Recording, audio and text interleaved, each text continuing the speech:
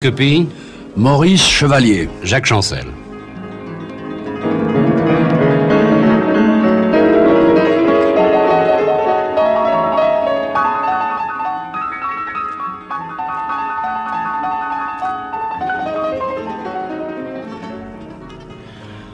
On ne vous raconte plus, Maurice Chevalier.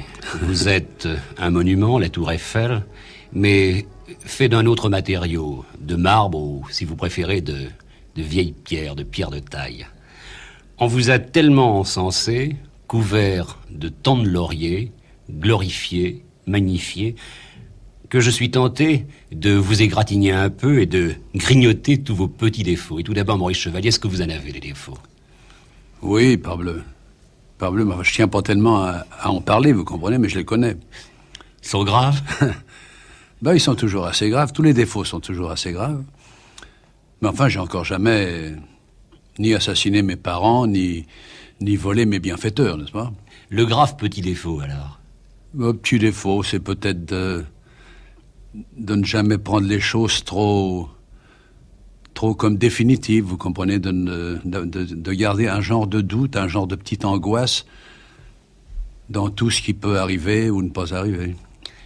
Maurice Chevalier, parce que vous êtes grand, illustre et aussi connu que le général de Gaulle partout dans le monde, vous avez votre place dans les archives biographiques contemporaines. Et je lis, à la page 854, et je ne change pas un mot... Je tremble. Marie-Auguste Chevalier, le plus grand nom sans doute de l'histoire du music-hall français, est né à Paris le 12 septembre 1888. 9e enfant d'une modeste passementière et d'un peintre en bâtiment, il doit, dès le certificat d'études, entrer en apprentissage afin d'aider sa mère, seule, après l'abandon de son mari. Véritable poule-beau de Ménilmontant, le jeune homme est tour à tour employé chez un menuisier, un électricien, un imprimeur, un droguiste, un graveur, puis un fabricant de poupées. Mais son rêve est de devenir acrobate. Il monte avec son frère Paul un numéro qu'il ne réussit pas cependant à mettre au point. Il se tourne alors vers la chanson, et en décembre 1912, il débute, sans succès d'ailleurs, au Cafcons Les Trois Lions, sous le nom du Petit Chevalier, comique miniature. Est-ce bien attendez, cela? Là, il y a une erreur. Moi, j'ai débuté bien avant 1912. J'ai débuté, je crois, en 1900 comme professionnel, quand j'avais 12 ans. Et c'est là où j'ai commencé, enfin, à d'abord gagner ma soupe et à être payé très modestement. Mais enfin, j'ai commencé à être professionnel vraiment en 1900. Vous voyez, il y a déjà une erreur dans la biographie. Il faudra vérifier tout cela. En 1912, je travaillais déjà depuis 12 ans en 1912. J'étais déjà devenu d'abord vedette dans les quartiers de Paris à l'âge de 17 ans, 18 ans. À l'âge de 20 ans, j'étais engagé comme vedette aux Folies Bergères de cette époque-là, dans les grandes revues de P.L. Flers. Et alors, en 1912, j'avais déjà fait 4 ans aux Folies Bergères, 4 ans aux Ambassadeurs comme vedette et à l'Alcazar d'été. Et je débutais à la Cigale, dans des revues où il y avait toujours une grande vedette qui était soit Régine Abadès, soit Régine Flory, soit Max Deharly. Et dans la troupe, sous moi, je suis très fier de le dire, il y avait déjà un gars qui s'appelait Rému et qui arrivait du Midi avec un talent immense qui devait se célébrer par la suite. Alors vous voyez qu'en 1912, j'avais déjà fait pas mal de travail et de scènes et d'endroits différents et de chansons différentes et tout ça. Maurice Chevalier, on va oublier le passé, on y reviendra peut-être au courant de la conversation, mais ce qui est merveilleux avec vous, c'est qu'on peut parler de l'avenir. Ah oui. Maurice Chevalier, vous avez 82 ans, bientôt. Je suis dans ma 82e année, où j'aurai vraiment ce qu'on appelle 82 ans passés, le 12 septembre prochain. Est-il difficile d'être si jeune à 82 ans? Ça, vous savez, je pense pas que ce soit la qualité d'un homme qui le fait rester jeune ou pas jeune. Je crois que c'est le genre de sang qu'il doit avoir de ses parents, de sa mère surtout, n'est-ce pas, qui est dans mon cas, qui fait qu'on reste plus ou moins jeune. Personne n'est jeune dans sa 82e année, vous pensez bien. Mais enfin, on peut être plus ou moins abîmé, plus ou moins usé par la vie, par le travail, par les soucis, par les joies, par les chagrins, par tout ça. Le fait d'être encore assez jeune et d'être encore assez frais, si j'ose m'exprimer ainsi, parce que je sais bien dans le fond que je suis pas frais du tout, mais enfin je suis plus frais que certains gars de 82 ans que je vois vivre des fois autour de moi, n'est-ce pas? Eh ben je pense que si on a la chance d'être encore assez frais, ben c'est qu'on a conservé probablement de sa jeunesse, de ses racines, quelque chose qui n'a pas voulu s'abîmer complètement et qu'on a le bonheur alors à cet âge-là d'essayer de rejoindre. Maurice Chevalier, je vous ai vu l'autre soir sur la scène de l'Alcazar, vous présentiez Duke Ellington pour ses 70 ans, et on a tous eu l'impression que c'était une résurrection. Vous étiez sur la scène et vous donniez l'impression d'avoir retrouvé à la fois une terre conquise depuis longtemps et un public qui ne vous a jamais lâché. Ben, vous savez, quand vous avez fait un métier pendant 68 ans et que vous l'avez adoré, et que vous n'avez vécu que pour ça, ben, il est évident que si vous ne voulez pas abîmer la terminaison, vous arrêtez, si vous avez les moyens de pouvoir le faire, n'est-ce pas?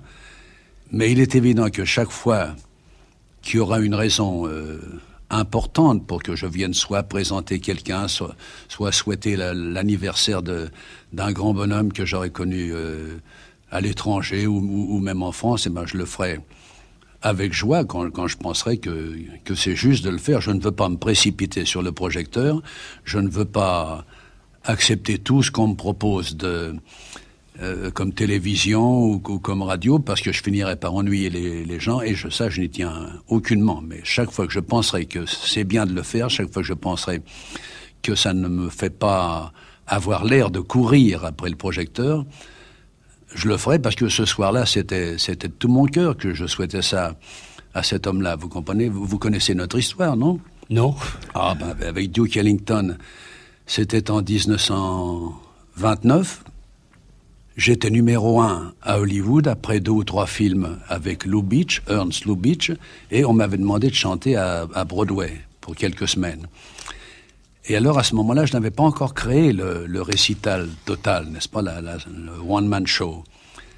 Je ne chantais en principe que pendant une partie. Alors, j'avais demandé qu'est-ce que vous pensez qu'on va mettre en première partie. Alors, d'abord, il avait été question de mettre un grand orchestre de jazz de l'époque, ou celui-ci ou celui-là, et quelqu'un se mit à parler de Duke Ellington, qui était un noir, qui était à Harlem et qui jouait au Cotton Club, et dont tout Broadway parlait et allait voir là-bas. Il avait déjà paru dans des spectacles de musical au Palace, mais enfin, il n'avait jamais paru en récital. Alors je suis allé le voir, je l'ai trouvé extraordinaire. Je dis, je crois que c'est lui qu'il faut tâcher de mettre avec moi dans mon spectacle. Alors il avait fait la première partie, lui, sur la scène, et pour la deuxième partie, il descendait dans la fosse d'orchestre pour m'accompagner, moi. Jamais il n'avait fait ça dans Broadway. En somme, c'était déjà un genre de début d'intégration, n'est-ce pas? Et ça avait été un tel succès que personne n'a pu trouver de place.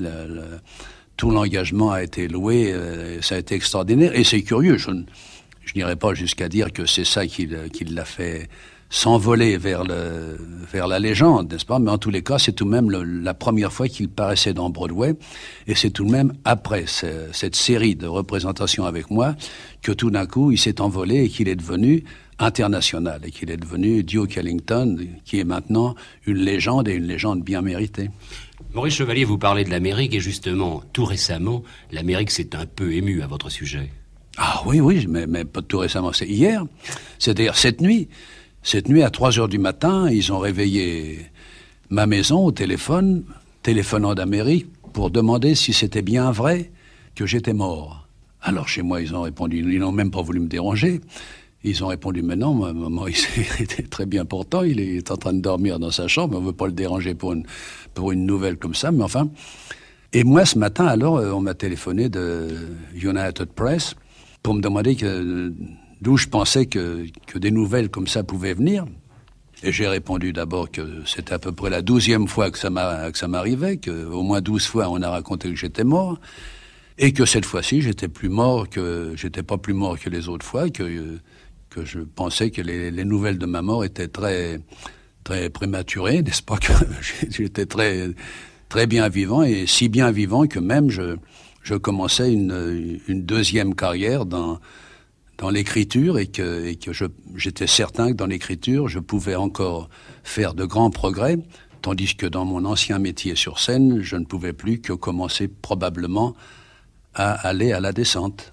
Maurice Chevalier, dans votre vie tellement riche, vous avez eu de la chance ou seulement du génie? Non, j'ai aucun génie. Je pense que j'ai une bonne étoile, oui.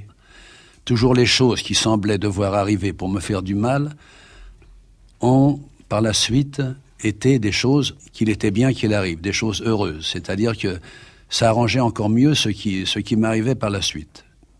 Une bonne étoile. Maintenant, les histoires de génie, je ne crois pas au génie. Je crois à devenir d'abord un ouvrier, à essayer de devenir un artisan, et quand vous arrivez à être un artisan, alors à progresser tous les jours d'un millimètre peut-être dans ce que vous savez faire de mieux, et alors vous arrivez tout de même à être en tête, vous comprenez? Mais le génie, vous savez, c'est un gros mot.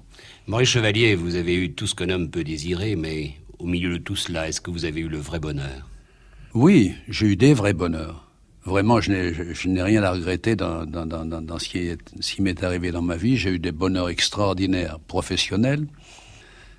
J'ai eu des bonheurs très émouvants dans l'amour, dans les femmes que j'ai pu rencontrer, dans les femmes avec qui j'ai pu avoir des moments de passion et de tendresse. Non, je pense que j'ai été très heureux. Il ne m'est pas arrivé, ce qui me manque un tout petit peu maintenant, il ne m'est pas arrivé d'avoir eu le bonheur d'épouser une femme. J'ai été marié, mais ça n'a pas marché très très longtemps. C'était probablement de ma faute. Et je n'ai jamais trouvé une femme avec qui je puisse m'entendre du côté attraction humaine, n'est-ce pas, et en même temps du côté raisonnement, du côté intelligence. C'est-à-dire que j'aurais aimé à ce moment-ci de ma vie réellement avoir une personne avec qui... Une compagne. Une compagne avec qui j'étais certain qu'elle avait été celle qui m'avait tout de même le mieux aimé dans tout ce que j'ai connu. Ça me manque un peu maintenant, mais ça peut encore arriver, on ne sait jamais. Vous n'êtes pas, ou vous ne seriez pas plutôt un mari difficile? Ben oui, je dois pas être facile. Je dois pas être facile parce que j'ai un colossal besoin d'indépendance. J'étais indépendant toute ma vie parce que je faisais un métier d'indépendance, comprenez-vous. Je travaillais seul, je gagnais ma vie seul, je n'avais besoin de personne, je n'avais pas besoin de me mettre à genoux devant personne.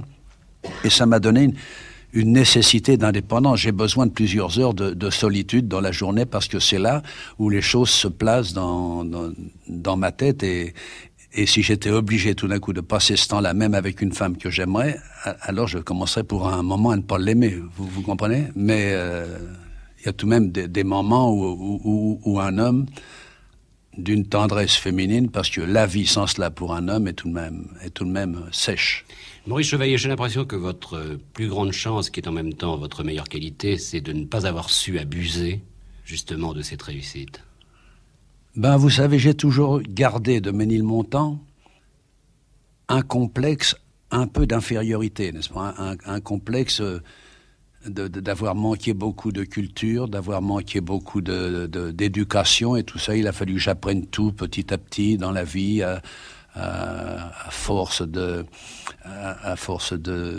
situations embarrassantes ou à force de réussite. Il a fallu que je regarde beaucoup pour me nourrir moi-même de ce qui m'avait manqué à l'école ou au collège, n'est-ce pas? Ça m'a toujours donné une modestie très très authentique derrière ma façon de chanter le soleil, de chanter l'amour, de chanter le travail, de chanter le rire, de chanter à ce moment-là, on appelait ça la joie de vivre. C'est difficile maintenant de parler de joie de vivre parce que qui est-ce qui a la joie de vivre dans l'époque que nous traversons? Mais on peut conserver le goût de vivre. Et le goût de vivre, je vous assure que même maintenant à 82 ans, je l'ai encore et je voudrais justement, dans ce que j'écrirai, amener dans mes livres, car je m'inspire fatalement de ce qui a été mon contact avec le public sur la scène, je voudrais amener dans mes livres le goût de vivre, aussi bien pour les jeunes, pour faire comprendre aux jeunes qu'il vaut mieux avoir une vie longue et passionnante que d'avoir une vie trop bouillonnante et trop courte, n'est-ce pas? Je pense que la vie mérite d'être vécue et que même à 82 ans, si on ne demande pas des choses extraordinaires et impossibles à la vie, on trouve encore des passages très émouvants et très touchants et très enthousiasmants même à 82 ans. Et c'est ce que je voudrais faire comprendre à toutes les générations, parce que je sais bien qu'en parlant comme je parle, je suis contre les vents actuels.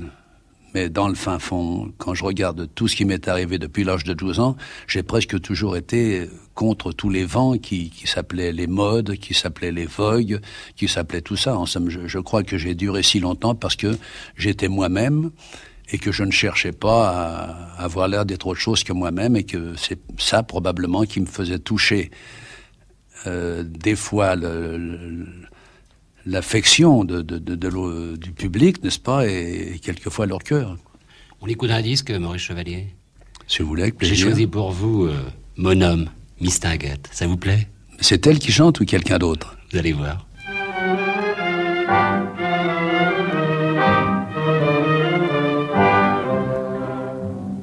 Sur cette terre, ma seule joie, mon seul bonheur, c'est mon homme. J'ai donné tout ce que j'ai, mon amour et tout mon cœur à mon homme. Et même la nuit, quand je rêve, c'est de lui, de mon homme. Ce n'est pas qu'il est beau, qu'il est riche ni costaud, mais je l'aime. C'est idiot, il me fout des coups, il me prend mes sous. Je suis à bout, mais malgré tout, que voulez-vous? Je l'ai tellement dans la peau, j'en suis marteau. Dès qu'il me touche, c'est fini. Je suis à lui, quand ses yeux sur moi se posent, ça me rend toute chose. Je l'ai tellement dans la peau qu'au moindre mot, il me ferait faire n'importe quoi. Je tuerais ma foi. Je sens qu'il me ferait venir infâme, mais je ne suis qu'une femme. Et je l'ai tellement dans la peau. Pour le quitter, c'est fou ça, comme ont offert d'autres hommes. Entre nous, voyez-vous, ils ne valent pas très cher, tous les hommes. La femme, à vrai dire, n'est faite que pour souffrir par les hommes. Dans les bals, j'ai couru, afin de l'oublier, j'ai bu. Rien à faire, j'ai pas pu quand il me dit viens. Je suis comme un chien, y a pas moyen, c'est comme un lien qui me retient. Je l'ai tellement dans la peau, j'en suis dingo, que celle qui n'a pas connu aussi ceci ose venir la première me jeter la pierre. En avoir un dans la peau, c'est le pire des mots, mais c'est connaître l'amour sous son vrai jour. Et je dis qu'il faut qu'on pardonne quand une femme se donne à l'homme qu'elle a dans la peau. Maurice Chevalier, j'ai vu que vous étiez ému. Ça vous rappelle de tendres souvenirs? Oui. Elle a dû créer ça, la Miss, vers 1918-19, je crois, juste après la Première Guerre. Et vraiment, plus je l'entends comme ça, et plus je l'aperçois des fois dans des télévisions où ils ont retrouvé d'anciennes soirées où elle avait chanté. Je me rends compte, en repensant à cette époque-là, que cette femme-là était une personnalité extraordinaire, n'est-ce pas? C'était une femme électrique, comprenez-vous? Elle était plus que belle. Elle était totalement désirable, elle était totalement attrayante, elle plaisait aussi bien au bout de la galerie qu'aux gens des premiers fauteuils. Elle avait une nature, enfin elle était d'une telle matière que, pour dire la vérité, s'il sortait une nouvelle Mistinguett maintenant, qui est le même abattage, qui aime le même genre de personnalité, j'ai absolument l'impression qu'elle reprendrait la tête immédiatement, parce que presque toutes les autres femmes, à côté de ce gabarit-là, font un peu poids léger, vous comprenez? Maurice Chevalier, Mistinguett, est-ce la femme que vous avez le plus aimée? C'est avec Mistinguett que notre histoire a été la plus ronde. Parce que j'ai eu pas mal de passion par la suite pour des femmes qui méritaient très très bien qu'on soit passionnément amoureux d'elles, n'est-ce pas? Mais elle, je l'ai connue justement quand j'étais jeune vedette, vers les 20 ans, aux Folies Bergères. Et je la connaissais, moi, Mistinguett, je l'avais vue quand j'étais tout enfant, quand je montais à la galerie à l'Eldorado. Les places étaient à 10 sous, c'était même pas à 20 sous, c'était à 10 sous. Et de là-haut, à cette époque-là, elle chantait, elle avait déjà une électricité extraordinaire et était très, très désirable. Je me rappelle l'avoir attendue à la sortie des artistes du Faubourg Saint-Martin. Alors non, pas avec des fleurs, j'avais pas les moyens d'acheter des fleurs.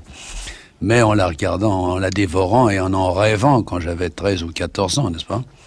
Et alors, quand tout d'un coup, je suis arrivé aux Folies Bergères un jour, je l'ai rencontré à l'Alhambra, je me rappelle, nous étions dans une loge, séparés, mais à côté l'un de l'autre, et en me penchant, tout d'un coup, j'aperçois que c'est Mistinguett, qui était dans la loge à côté.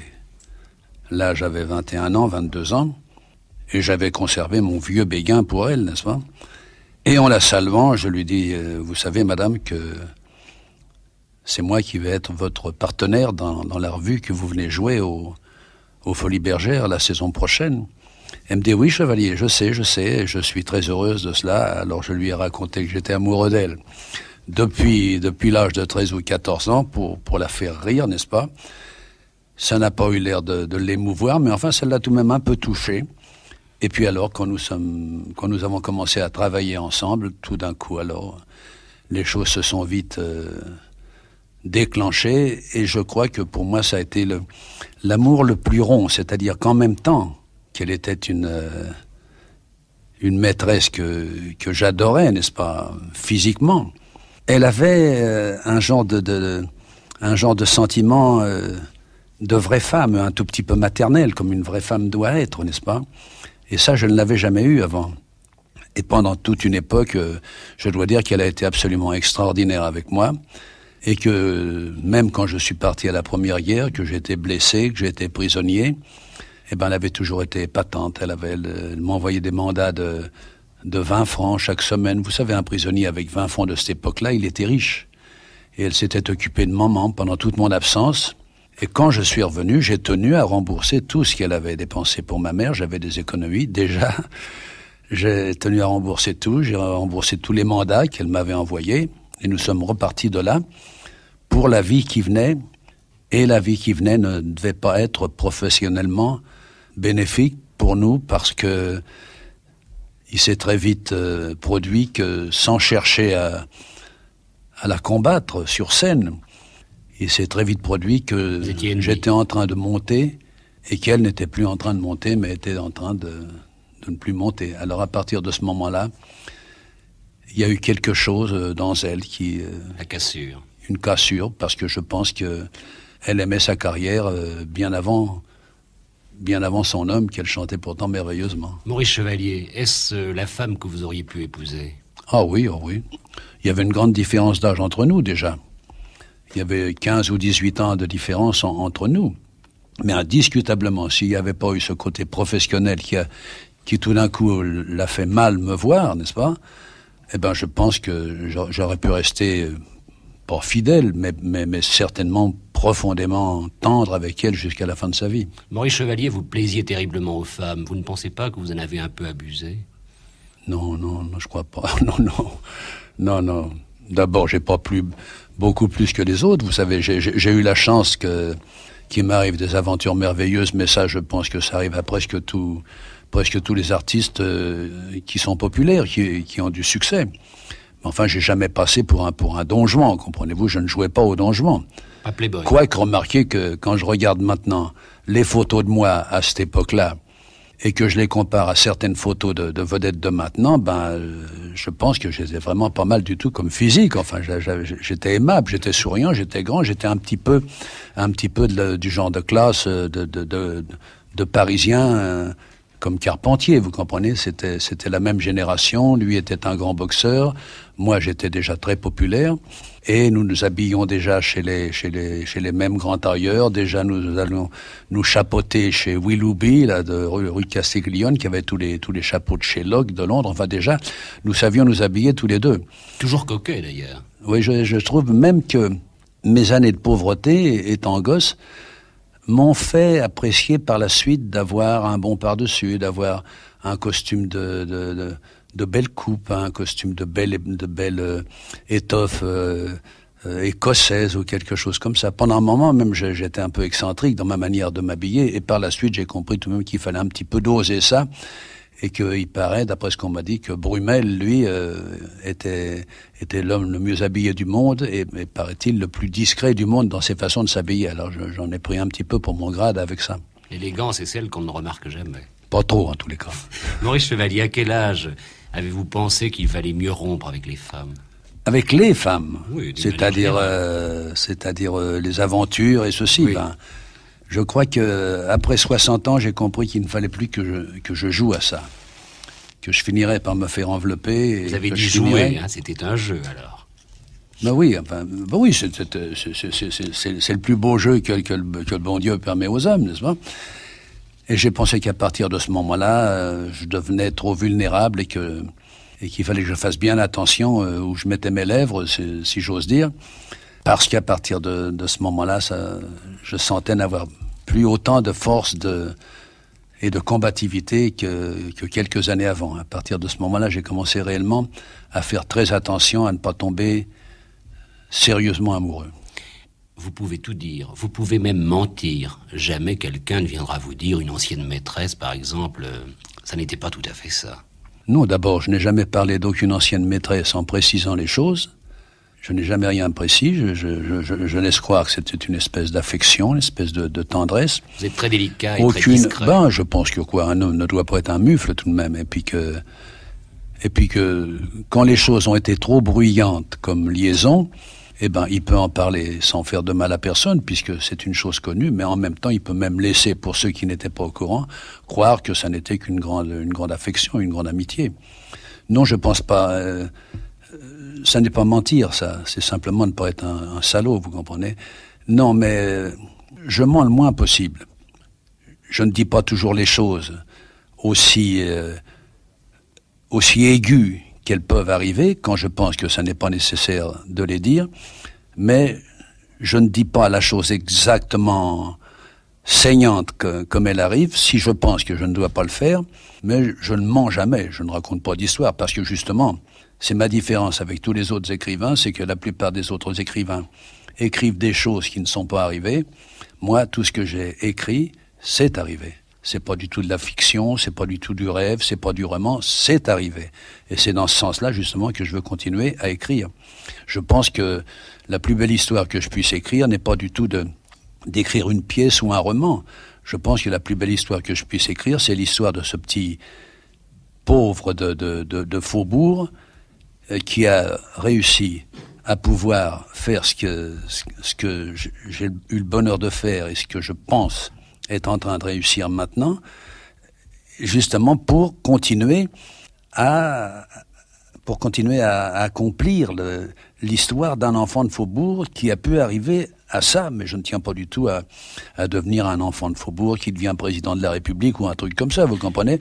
Tout mon histoire à moi, c'est que mon histoire d'enfant de Faubourg reste belle, reste authentique et soit la plus belle histoire d'enfant de Faubourg que j'aurais connue dans ma profession. Vous parlez de président de la République, mais il est d'autres honneurs qui vous sont permis. C'est une chose qui a été dite par des gens éminents. On a parlé de vous pour l'Académie française. Ah évidemment, remarquez, j'avais jamais pensé à ça. Parce que pour moi, l'Académie française, c'était les plus grands cerveaux de France, n'est-ce pas? Et je ne me suis jamais considéré comme un grand cerveau. Je me suis considéré comme un petit bonhomme qui a fait de son mieux avec ce que le bon Dieu lui avait donné comme possibilité, n'est-ce pas?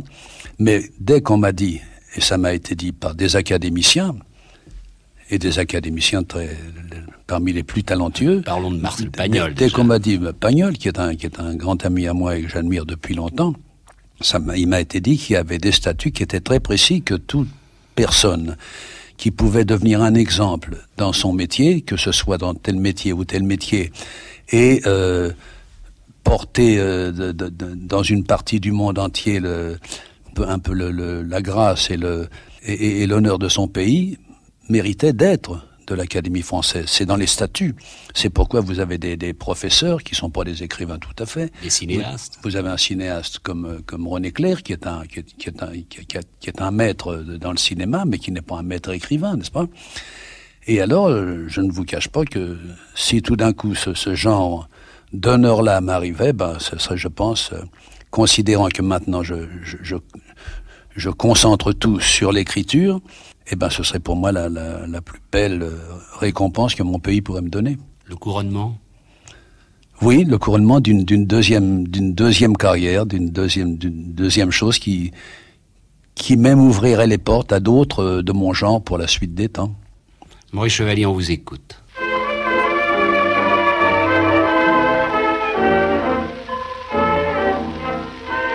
Wonderful, oh it's wonderful to be in love with you. Beautiful, you're so beautiful, you haunt me all day through. Every little breeze seems to whisper Louise, birds in the trees seem to twitter Louise. Each little rose tells me it knows I love you, love you. Every little beat that I feel in my heart seems to repeat what I felt at the start. Each little sigh tells me that I adore you, Louise. Just to see and hear you is joy I never knew. But to be so near you thrills me through and through. Anyone can see why I wanted your kiss. It had to be, but the wonder is this. Can it be true? Someone like you could love me, Louise. Maurice Chevalier, vous parlez très bien anglais. C'est-à-dire que on me comprend, comprenez-vous? Il y en a peut-être qui le parlent mieux, qui parlent en essayant d'être plus près de la manière dont parlent les Anglais ou les Américains, mais on ne les comprend pas très bien. Pas toujours. Tandis que moi, j'ai toujours été habitué sur la scène à devoir être compris, comprenez-vous, avant qu'il existe des micros, avant qu'il existe des choses comme ça. Et alors j'ai toujours fait attention à être absolument compris, et c'est ce qui arrive avec... quand je parle anglais, il paraît que j'ai un accent qui est tout à fait à moi et qui n'est pas le même accent que les autres Français qui parlent anglais. Mais vous savez comment je l'ai appris? C'est pourquoi, c'est pour montrer, c'est ça qui peut aider des jeunes. N'est-ce pas? J'étais prisonnier à la Première Guerre, blessé, prisonnier, même croix de guerre, et pendant ma captivité, je me demandais ce que j'allais faire, et je me suis dit, tiens, je vais apprendre l'anglais. J'avais toujours été chippé pour cette langue-là. J'avais entendu aux Folies Bergères des artistes anglais, des artistes américains, des girls, tout ça. Et je voulais apprendre l'anglais, pas pour l'idée jamais d'aller travailler à Londres ou en Amérique, pas du tout. Très honnêtement, je ne me considérais pas avoir suffisamment de talent, mais pour justement pouvoir bavarder avec des artistes qui viendraient à Paris, des Anglais, des Américains, et pour dire la vérité, flirter un peu avec certaines Anglaises qui ne m'auraient pas déplu, n'est-ce pas?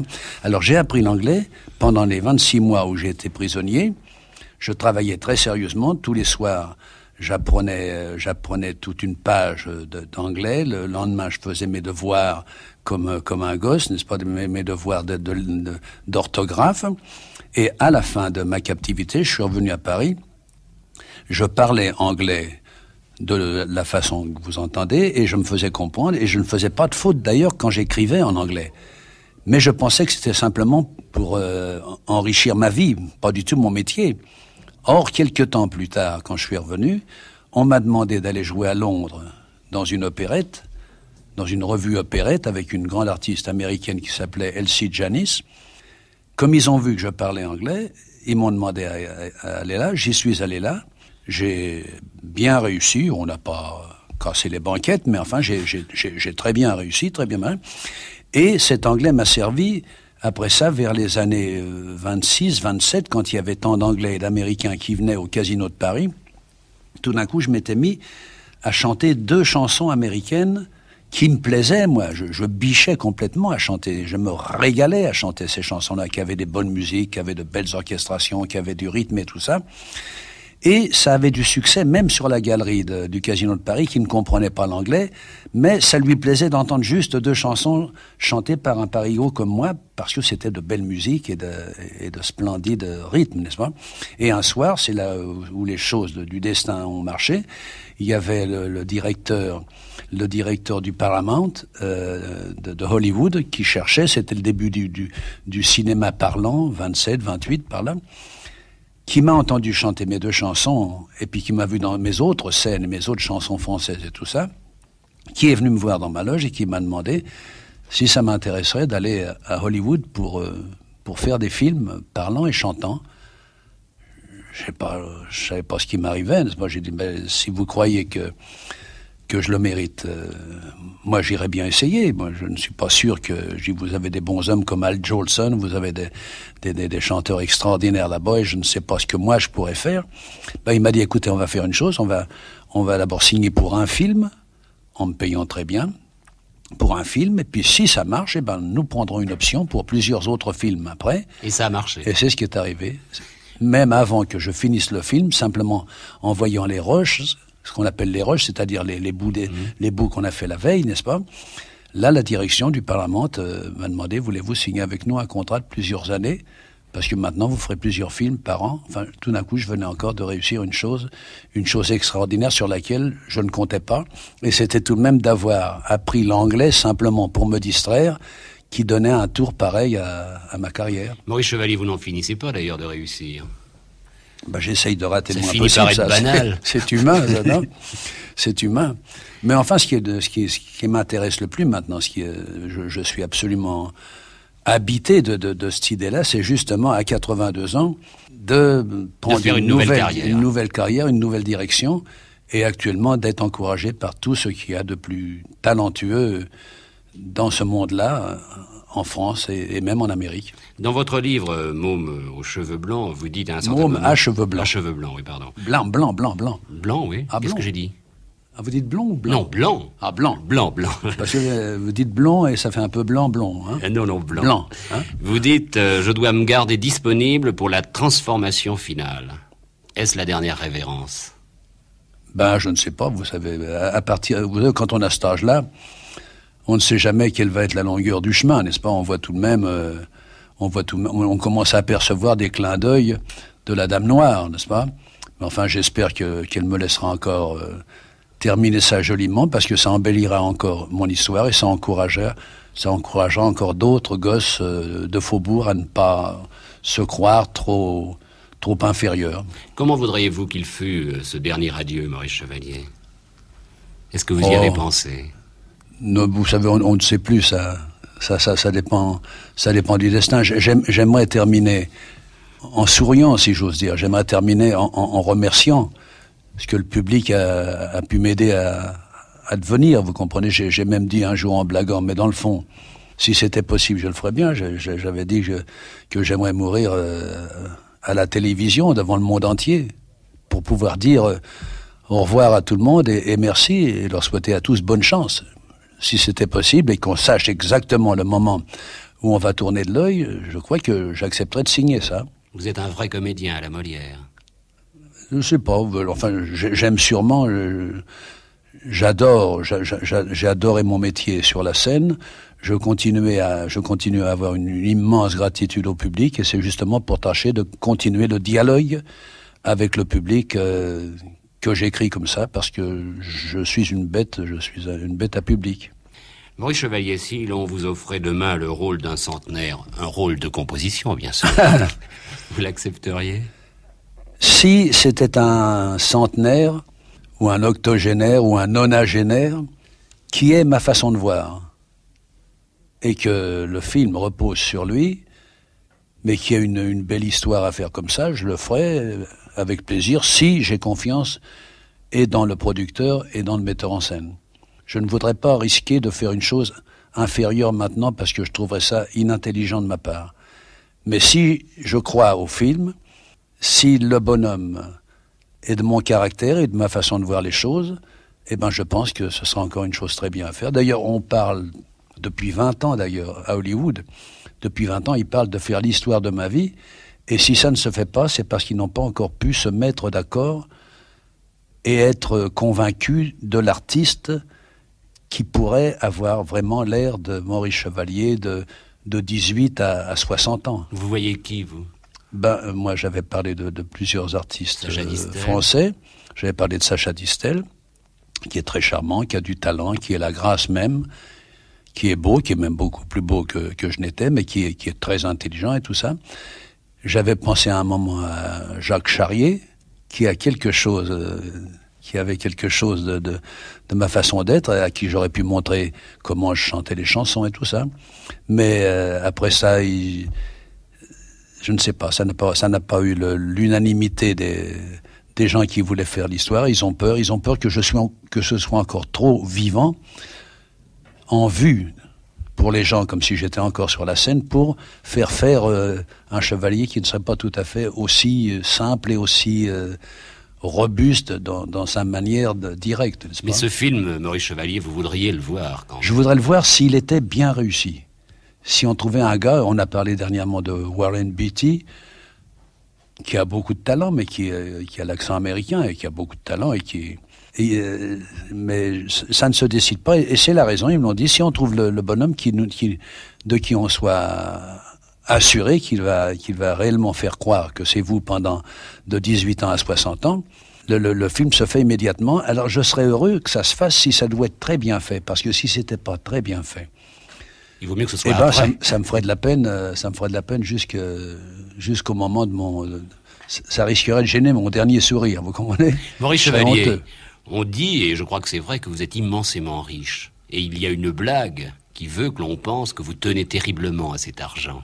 Oui, écoutez, vous savez, ça, c'est vraiment un genre de salade qui date et qui montre que c'est bien long à faire comprendre qu'on est généreux, parce qu'il se trouve tout de même que je ne suis pas pauvre, c'est une affaire entendue, qu'il y a des gens dans le show business en Amérique qui sont bien plus riches que moi, mais que par-dessus le marché, aucun artiste n'a fait le centième de ce que j'ai fait pour mes vieux camarades. Je le sais. Aucun artiste n'a donné une propriété qui vaut plusieurs centaines de millions que j'avais dans le Midi et que j'ai donné à la Société des auteurs pour qu'aillent s'y reposer les auteurs et les compositeurs qui ont besoin d'un peu de repos, tout ça.